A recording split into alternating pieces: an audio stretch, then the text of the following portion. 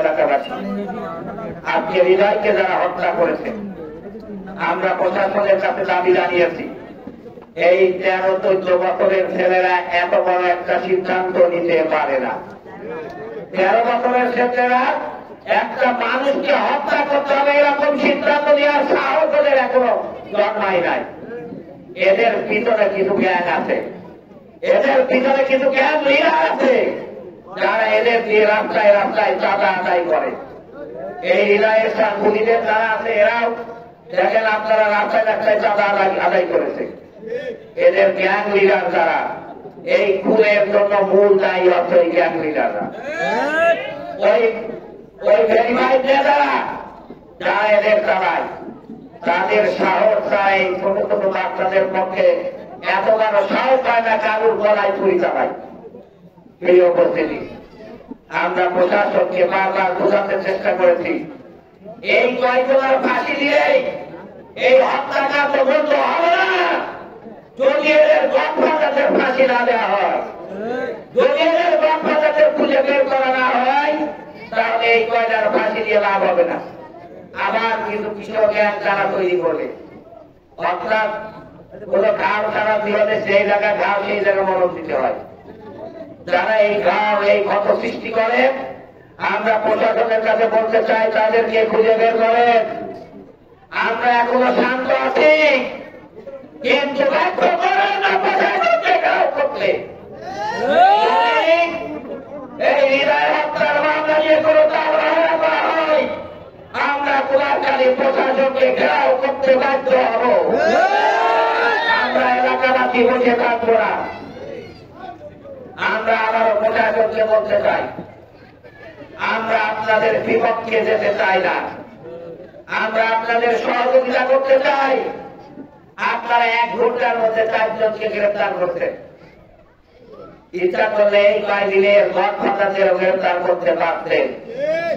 কোন সূত্র জানে তাদের গ্রেফতার করতেছেন না, আমরা কিন্তু সেটাও বের করতে বাধ্য হব।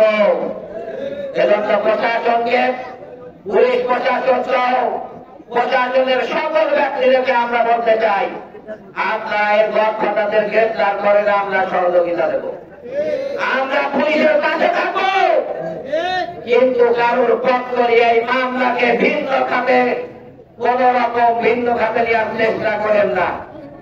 আমরা বসে থাকবো না ইনশাআল্লাহ। এই উপস্থিতি আজ দুঃখের সাথে বলতে হয়, আমাদের এই এলাকাটা গরিব এলাকা। খুব দুঃখজনক বিষয়, আমাদের এলাকায় ভালো শিক্ষিত মানুষ খুঁজে পাওয়া যায় না। আমি সেদিন মিলাদে বলেছিলাম যে আমাদের এলাকায় যে সকল ছাত্ররা স্কুলে যায় না, আপনারা আমাদের মনে তাদের হাত পা ধরে আমরা স্কুলে পাঠাবো। যারা দরিদ্রতার কারণে ছাত্রদের লেখাপড়া করাতে পারেন না, আমরা আছি আপনাদের সাথে। আমাদের এই এলাকা গরিব হতে পারে, আমরা এলাকাটাকে একটা সুশিক্ষিত এলাকা হিসেবে বানাতে চাই। আমরা আপনাদের সাথে আছি, আমরা সহযোগিতা করব। কোন মেধাবী ছাত্র যদি আমাদের মধ্য থেকে বেড়ে আসে, আমরা এলাকার সকল মানুষ মিলে সেই ছাত্ররা লেখাপড়া শেখাবো। আজকে যেহেতু আমাদের সে একজন ছেলে একটা স্কুলে শিক্ষকতা করে, আজ অ্যাডভোকেট রবিউল কুষ্টিয়া জজকোর্টের বিপি হাইকোর্টের সে ওকালতি চান্স পেয়েছে। আমাদের শঙ্কর মজুমদার কাগজদার, সে একজন অ্যাডভোকেট, সে আমাদের এলাকার সন্তান। আমরা যদি সবাই মিলে চিন্তা করি, সবাই মিলে চেষ্টা করি, এরকম উকিল, এরকম ম্যাজিস্ট্রেট, এরকম আমাদের এলাকা থেকে আমরা বানাতে পারবো। আমাদের এইটা প্রচেষ্টা থাকতে হবে, আমাদের চেষ্টা থাকতে হবে।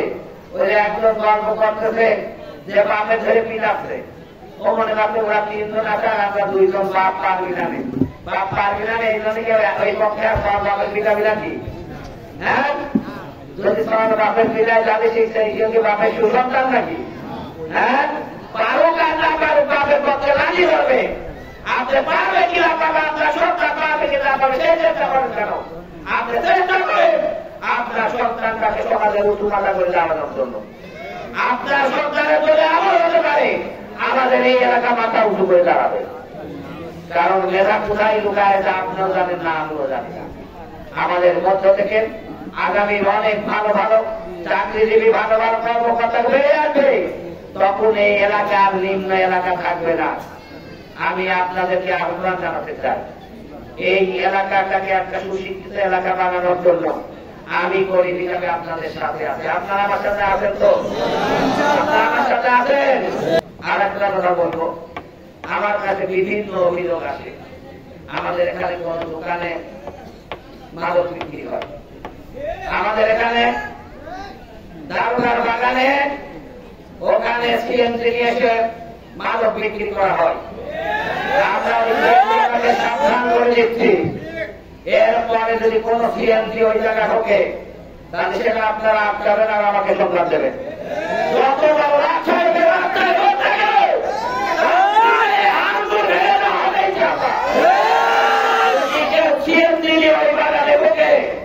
আপনারা আমাদের সংবাদ দেবেন। আমরা প্রশাসনকেও বলেছি, প্রশাসন ব্যবস্থা না নিয়ে আমি এলাকার লোকজন দিয়ে আমি ওই জায়গায় ঘেরাও করবো। আসেন তো আপনারা আমার সাথে? আমাদের এলাকায় মাদক বিক্রি চলবে না।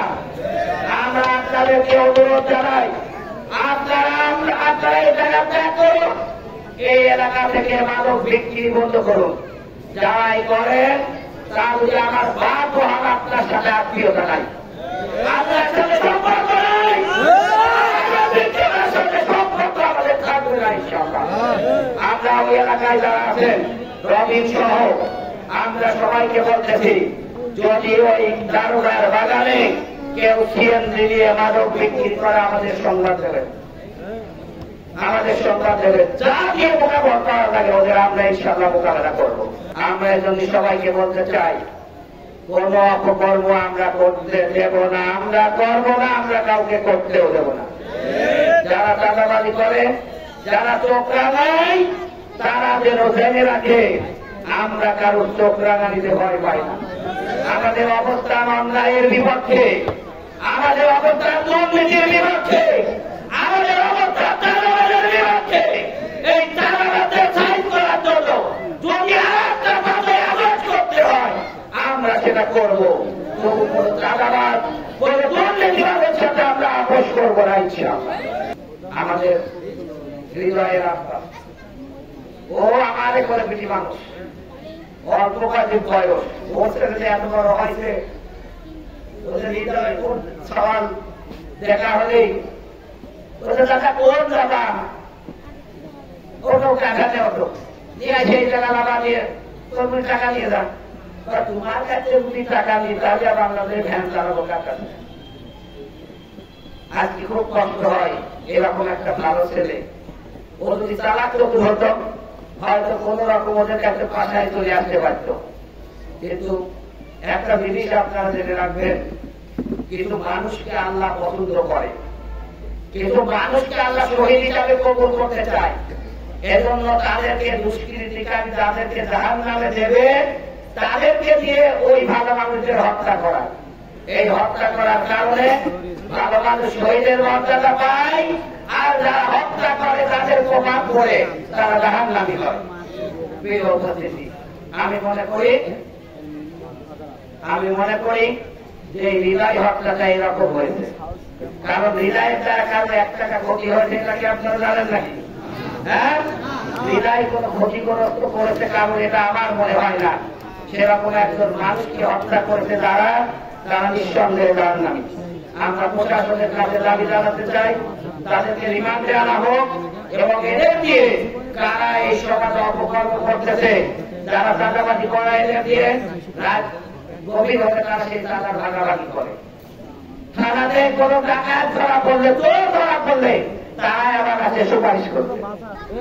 যে প্রশাসন মাদক ব্যবসায়ীদের সাথে দোকান আছে, চাঁদাবাজদের টাকার ভাগ দেয়, সেই প্রশাসনকে বাংলাদেশের প্রশাসনে রাখার যোগ্যতা নাই।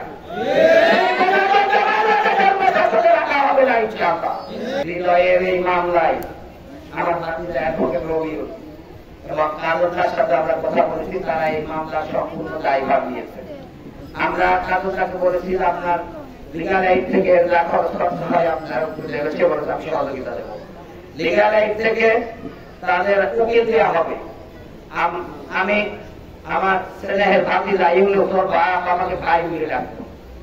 আমাদের প্রিয় ওরা আছে, আমি ওদেরকে বলবো সন্তান চলে গেছে, যদি কোটি কোটি টাকা তোমার দেওয়া হয় এই সন্তানকে আর কখনো ফিরে পাবে না।